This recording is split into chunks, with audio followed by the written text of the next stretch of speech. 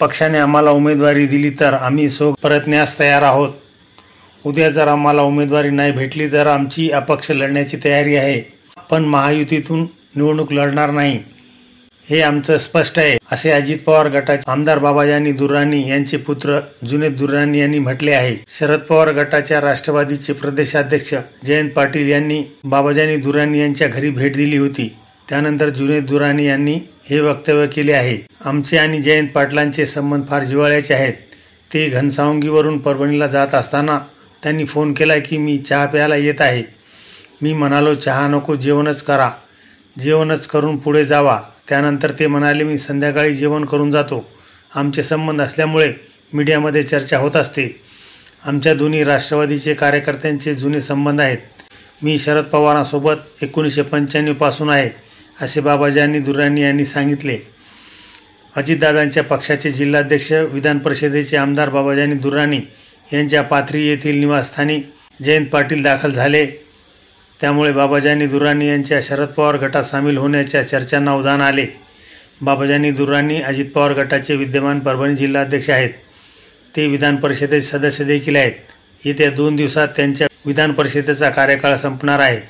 बाबाजानी दुर्राणी यांनी जयंत पाटील यांच्याशी बंद दाराआड चर्चा केली आहे. परभणीतील राष्ट्रवादी काँग्रेसचे आमदार बाबाजानी दुर्राणी यांनी वेगळी भूमिका घेतली आहे. परभणीमधील एका कार्यक्रमात बाबाजानी दुर्राणी यांच्या मुलाने त्यांच्या हजारो समर्थकांसह हजेरी लावली. यावेळी त्यांनी जयंत पाटील यांच्याकडे पाथरी विधानसभेतून बाबाजानी दुर्राणी यांना उमेदवारी मिळावी अशी मागणी केली.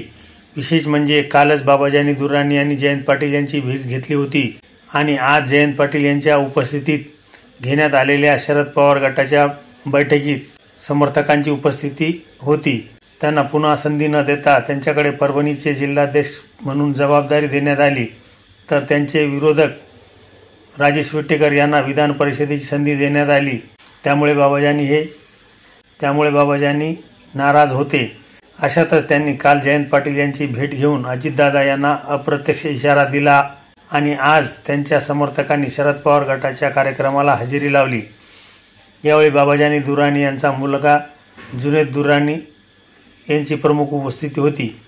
आम्ही आयुष्यात जे घडलो ते पवारसाहेबांमुळेच, त्यामुळे स्वघरी परतण्यास आम्ही तयार आहोत. मात्र पक्षाकडे काही मागणी आहेत. पक्षाने आमच्यासोबत न्याय करावा. पाथरी विधानसभेतून बाबाजानी दुर्राणी यांना उमेदवारी देण्यात यावी अशी मागणी केली आहे. पक्षाने ही जबाबदारी दिल्यास आम्ही घरवापसी करायला तयार आहोत. मात्र पक्षाने संधी दिली नाही तर अपक्ष लढू, मात्र महायुतीतून लढणार नाही, असे दुर्राणी यांनी स्पष्ट केले. शरद पवार गटाचे प्रदेशाध्यक्ष जयंत पाटील यांच्याशी चर्चा केली. त्यावेळी त्यांनी काँग्रेस पक्षासोबत विचारविनिमय करून या जागेबाबत निर्णय घेणार असल्याचे आश्वासन दिले.